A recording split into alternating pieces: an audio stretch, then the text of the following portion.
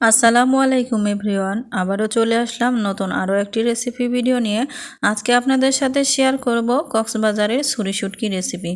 এই রেসিপিটি অনেকেই হয়তো বা রান্না করতে পারেন, আবার অনেকেই পারেন না। যারা পারেন না তাদের জন্য মূলত আমার আজকের এই রেসিপিটি। আশা করছি আমার আজকের এই রেসিপিটি আপনাদের কাছে অনেক অনেক বেশি ভালো লাগবে। তো চলুন দেখে নেওয়া যাক রেসিপিটি আমি কীরকমভাবে করছি। তো দেখতে পাচ্ছেন আমি শুটকিগুলোকে কিন্তু কেটে কুটে নিয়েছি। এখান থেকে আমি পরিমাণ মতো নিয়ে নিয়েছি, যতটা কেটেছি তার প্রায় অর্ধেকটাই নিয়ে নিয়েছি। বলে নিয়ে তারপরে যে এখানে আমি টকবগে গরম পানিটা ব্যবহার করছি, গরম পানি দিয়ে এটাকে আমি ভিজিয়ে রাখবো 15 থেকে 20 মিনিটের জন্য। তো দেখুন ফিরে আসছি 20 মিনিট পর। এগুলোকে আমি খুব ভালো মতো ধুয়ে পরিষ্কার করে নিয়েছি। তারপর চলে যাচ্ছি চুলাতে একটা ফ্রাই প্যান বসিয়ে দিয়েছি। তারপর এখানে আমি পরিমাণ মতো সয়াবিন তেল দিয়ে দিচ্ছি। তারপর এখানে আমি দিয়ে দিচ্ছি 1 চা চামচ পাঁচফোড়ন, দিয়ে দিচ্ছি হাফ কাপ পরিমাণ পেঁয়াজ কুচি। এবার এই পেঁয়াজগুলোকে নেড়েচেড়ে খুব সুন্দর মতো ভেজে নেব। আর এখানে আমি ব্যবহার করব কাঁচামরিচ। এখানে আমি 5-7টা কাঁচামরিচ নিয়েছি, এগুলোকে মাঝখান থেকে ভেঙে ভেঙে দিয়েছি। তো পেঁয়াজটা যখন সফট হয়ে এসেছে এই পর্যায়ে আমি শুটকিগুলোকে দিয়ে দিচ্ছি। এ পর্যায়ে শুটকিগুলোকে দিয়ে 2-3 মিনিটের মতো ভেজে নিতে হবে, তাহলে শুটকি থেকে যে একটা এক্সট্রা গন্ধ সেটা চলে যাবে। আমার রেসিপিটি যদি স্টেপ বাই স্টেপ ফলো করেন, এরকমভাবে শুটকি রান্না করেন, খেতে কিন্তু অনেক মজা হবে। দিয়ে দিচ্ছি স্বাদ মতো লবণ, তার সাথে দিয়ে দিচ্ছি হাফ চা চামচ হলুদ গুঁড়ো, দিয়ে দিচ্ছি 1 চা চামচ লাল মরিচের গুঁড়ো, তার সাথে আরও দিয়ে দিচ্ছি হাফ চা চামচ গরম মশলার গুঁড়ো, যেন শুটকিতে কোনো গন্ধভাব না আসে এজন্য।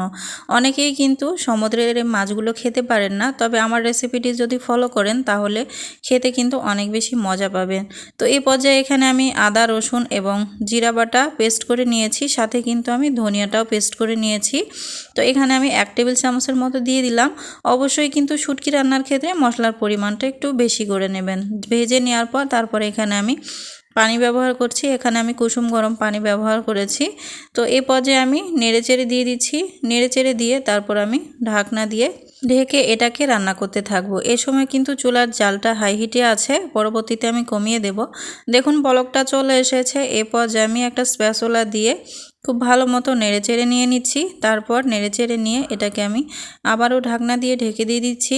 তো বন্ধুরা, এতক্ষণ পর্যন্ত যারা আমার ভিডিও দেখছেন কিন্তু ভিডিওতে একটি লাইক দেননি, প্লিজ এ পর্যায়ে এসে ভিডিওতে একটি লাইক দিয়ে চ্যানেলটি সাবস্ক্রাইব করে বেল বাটনটি অল করে রাখবেন আমার নিত্য নতুন রেসিপি ভিডিও পাওয়ার জন্য। রান্নার শেষ পর্যায়ে এখানে আমি দিয়ে দিচ্ছি ধনিয়া পাতা। ধনিয়া পাতা দিলে কিন্তু শুটকির গন্ধটা দূর হয়ে যাবে। ধনিয়া পাতাটা দিয়ে আমি জাস্ট 2 মিনিটের মতো এটাকে ঢেকে রান্না করব। আর এর মাঝে কিন্তু পুরো তরকারিতে ধনিয়া পাতার সুন্দর একটা ফ্লেভার চলে যাবে। তবে যারা ধনিয়া পাতা খেতে পারেন না তারা স্কিপ করবেন। ধনিয়া পাতা ব্যবহার করলে আমার অনেক বেশি খেতে ভালো লাগে। আগে পারতাম না, তবে এই দক্ষিণবঙ্গে এসে আমি এই পাতাটা খাওয়া শিখে গেছি, শুটকি খাওয়া শিখে গেছি। এখন মনে হয় যে মাছ মাংস বাদ দিয়ে শুধু এটাই খেতে থাকি। তো আমার রান্নাটা কমপ্লিট। চুলার জালটাকে অফ করে দিয়ে দিচ্ছি। দেখুন তরকারির কালারটা কতটা সুন্দর হয়েছে। আমি কিন্তু একটু ঝোলঝোলই রেখেছি, একদম শুকনা করিনি।